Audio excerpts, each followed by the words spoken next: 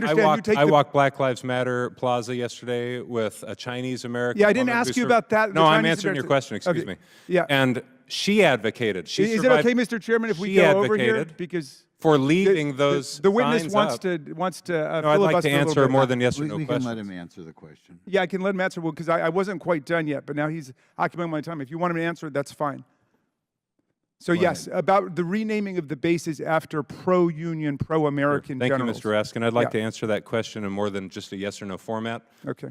I walked the Black Lives Matter Plaza yesterday with Xi Van Fleet, Chinese Maoist Cultural Revolution survivor, and I had an interesting conversation with her in which she advocated, I'd never thought about this before. And by the way, I don't address this topic in my book. I wrote about Marxist critical race theory.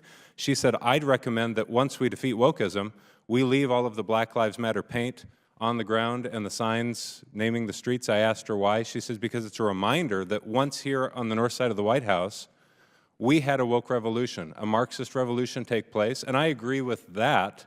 It's a reminder that there has been such divisive conflict in this enemy before that people were willing to use violent force to hurt one another.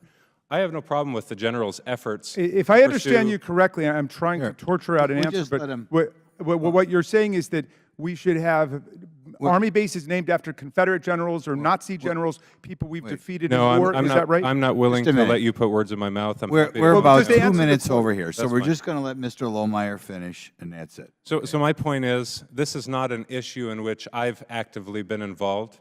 The renaming of bases. I wrote a book about Marxist DEI, Marxist critical race theory. That's my expertise.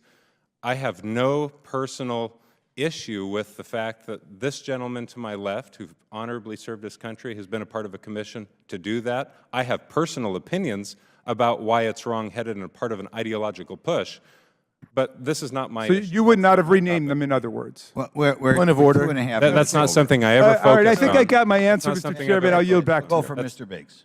Thank you, Mr. Chairman, and I also want to thank all of our witnesses for their excellent testimony today, and also for their service to the country, and also members of this committee who served in the uniform as well as in this body.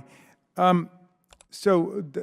Seidel, am I to have the right, or General Seidel, I want to look at 3 attacks on politicization or diversity changes, and the thing that I guess people are calling woke. I want to start with women in the military, and of course, women were systematically excluded from the military for a long time, and there's a huge struggle about that.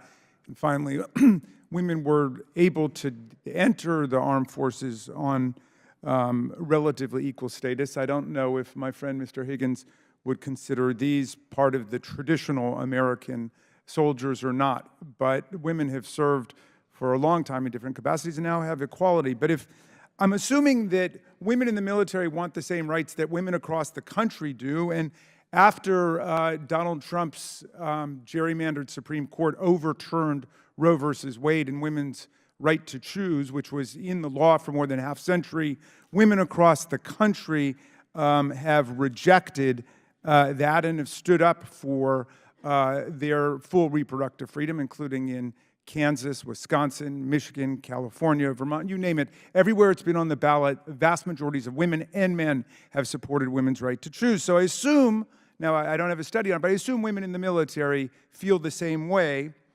and that they would want to maintain their right to choose their own reproductive health care. Now, Senator Tuberville interfered with hundreds and hundreds of military promotions for many, many months in order to stop women in the military from having their complete full access to reproductive choice and to health care. Now, who do you think is politicizing the military? Is it Senator Tuberville with his anti-choice agenda, where he wants to dictate to all of the women of the military what their access will be to health care, or is it those women themselves? Are they the ones that are somehow perpetrating a woke agenda by saying that they want to have equal choice? And don't we depend on women in the military these days? Last I saw, it was something like 18 or 20%, you know, even in the Army. So please answer that if you would. Yes, I would say that Senator Tuberville created political pawns out of those general officers. We have a non-political army, and we're one of the few countries in the history of the world that has never had a military coup d'etat, and it's partly because we are non-political. And yet, Senator Tuberville created political pawns for a policy he disagreed with. I couldn't disagree more with him for doing that and hurting our force and those general and flag officers. The military also depends on lots of African Americans, Hispanic Americans, Asian Americans. That's just a reality. You might love it, you might hate it, you might be ambivalent about it, you might just accept it. But in any event, that's the reality, as I understand it. And in any event, the Army decided that it wanted to rename military bases that had been named not after U.S. generals, but after Confederate generals who joined the Confederacy in rebellion against the Union. So, like Fort Benning was renamed after a pro-Union, pro-American general. Fort Gordon was renamed as Fort Eisenhower. Fort Hill was renamed as Fort Walker. And yet, I take it this is part of the big anti-woke arraignment and indictment of the military, that we have renamed military bases after pro-Union, pro-American soldiers, generals, people who've been loyal and faithful to the Union, as opposed to those who have opposed the Union and took up arms against the Union in traitorous insurrection. Now, who's politicizing this question? Is it the people who go along with the Army's decision to say that's who our bases should be named after, pro-Americans, or the people who are wanting to stick to the old Confederate battle names? And I'd like you to address that, and also Mr. Lohmeier, I think you've taken the position against changing the names. Yeah. Well, remember that the names were changed, Congressman, because this body voted overwhelmingly, overrode the veto of President Trump to create the naming commission, of which I served as vice chair. It was my proudest moment to rename those after true American heroes and not those who chose treason to preserve slavery. Thank you. And do you agree with that, Mr. Lohmeier? I'll say that it's my view that Secretary of Defense Lloyd Austin has politicized the military. As soon as the Supreme Court decision was made, he issued a policy memorandum blaming the Supreme Court's decision to reverse Roe v. Wade on the recruitment of But I'm asking about the naming. I'm asking about the getting naming there. of our military bases. I'm If getting there, you don't want to Mr. address Raskin. it, say you don't want to answer it. Yeah, but I understand you take I the... walked Black Lives Matter Plaza yesterday with a Chinese American. Yeah, I didn't woman ask who you about that. No, the I'm Chinese answering your American- question, excuse Okay. me.